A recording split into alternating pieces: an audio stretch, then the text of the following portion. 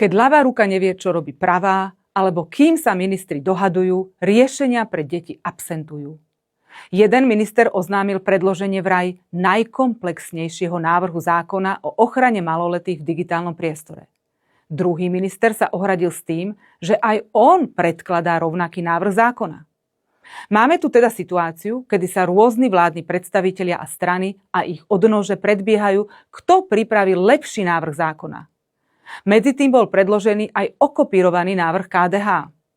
Ako si sa stráca základná pointa naozaj chrániť naše deti v online svete? Páni ministri, KDH svoj návrh na ochranu detí dávno podalo a stačilo zaň zahlasovať a nie ho neustále odkladať.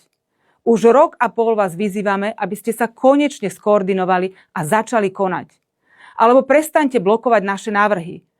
Na európskej úrovni ochranu detí v online priestore samozrejme riešim, no spoliehať sa na Brusel nemôžeme vo všetkom. Dokedy majú podľa vás naše deti čakať?